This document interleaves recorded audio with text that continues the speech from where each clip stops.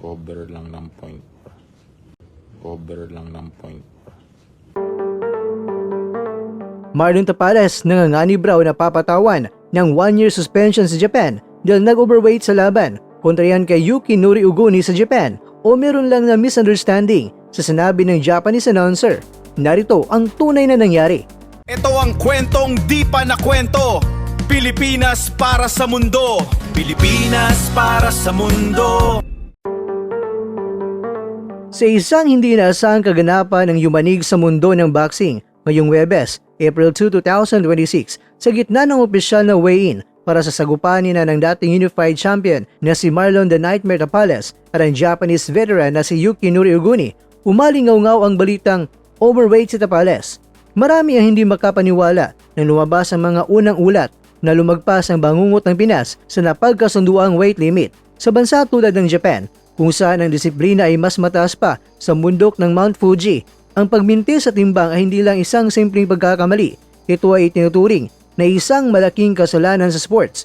Agad na kumalat ang takot sa social media. Ito na ba ang katapusan ng karera ni Tapales sa The Land of the Rising Sun? Pero bakit nga ba ganun na lamang ang kaba ng mga viewers at boxing analyst? Ang Japan Boxing Commission o JBC ay kilala sa pagiging iron-fisted pagdating sa weight issues. Sa kasaysayan ng boxing sa Japan, ang sinumang boksingero na hindi nakakakuha ng timbang, lalo na kung ito ay dayuhan, ay naharap sa 1-year suspension. Ito ang dahilan kung bakit naging trending agad ang balita. Kung mapapatawan ng isang taon ba na si Tapales, mawawalan siya ng pagkakataong lumaban sa Japan na kung saan naroon ang pinakamalaking pera at ang hinangad niyang rematch kay Naoya Inoue. Ang 0.06 pounds na labis sa timbang ay tila naging isang toneladang bigat na nakapatong sa balikat ng Team Tapales kaninang umaga. Sa gitna ng lumalayong tensyon, agad naman na nagpalabas ng opisyal na statement ang Sandman Boxing Promotions upang basagin ang mga maling impormasyon. Ayon sa pamunuan, nagkaroon lamang ng kaunting aberya sa unang pagsalang ni Tapales na kung saan naitala ang 0.06 pounds over. Dahil sa profesionalismo, hindi sumuko ang kampo ng Pinoy. Ginamit ni Tapales ang kanyang palugit na oras upang tuluyang makuha ang tamang timbang. Sa pangalawang pagtimbang, si Marlon Tapales ay tumimbang ng 123.5 pounds, pasado. Yukinori Uguni, 123 pounds, pasado rin. Kinumpirma rin ng kampo ni Uguni na naging bukas sa pakiusap at pumayag na ituloy ang laban na napatunayan ni Tapales na kaya niyang makuha ang timbang sa loob ng itinakdang oras ng komisyon. Mga kakwento, ang pinal na hatol, ligtas si Tapales dahil nakuha niya ang timbang sa kanyang second try. Opisyal na ibinasura ang anumang usapin sa suspension o ban. Ang drama kanina ay nagsilbi lamang na mitsa upang lalong mag-alab ang atensyon ng mga fans. Bukas yan sa iconic na Korakuen Hall. Kaya naman, narito ang dapat na tandaan ng mga viewers. Tuloy ang laban bukas, April 3, 2026. Walang 1-year suspension. Pasado si Tapales sa final weigh-in at ipinaliwanag na yan ni Boss JC Manangkil ng Sandman Boxing. Ang contract weight mga kwento ay 123.5 pounds at talaga namang nasunod ito ni Tapales. Sa huli, ang Nightmare ay handa na ipakita mga kwento na nangyaring tensyon sa timbangan ay hindi makakaapekto sa kanyang performance sa lona. Abangan ang isa na namang tagisan ng galing at puso ng Pilipino laban sa Hapon na kabalyero.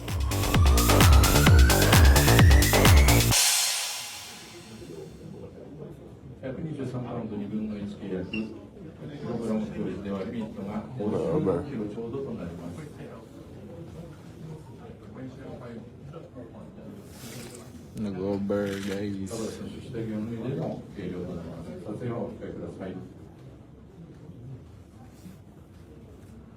Kuha.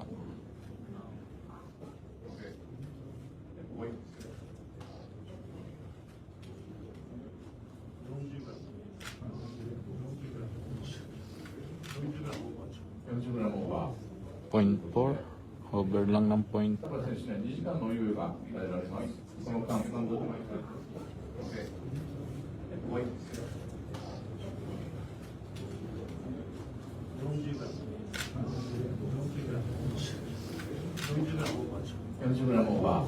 Point 4. Over lang ng point. 選手には2時間の猶予が与えられます。その間、何度でも1回の上に上がることができます。123パウンド2分の1契約、キログラムではミットがOver. 16キロちょうどとなります。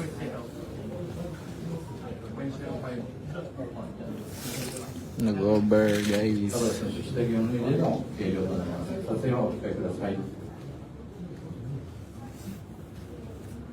Kuha.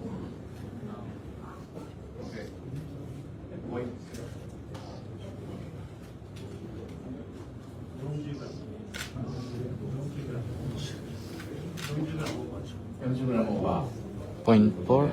Over lang ng point. 田村選手には2時間の猶予が与えられます。その間、何度でも怒りの上に上がることはできます。でも、クリアでございます。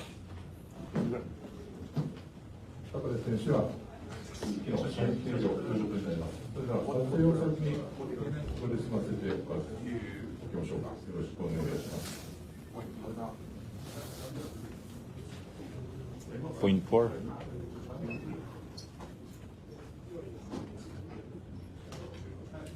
Guys, ano na guys. Kung anong mangyayari, over lang ng point.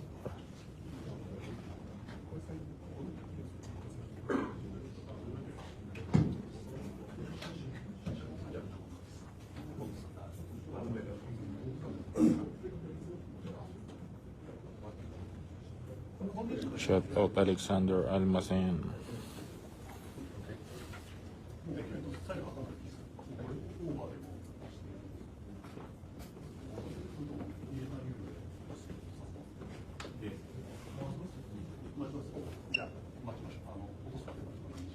田村選手は2時間の猶予が与えられます。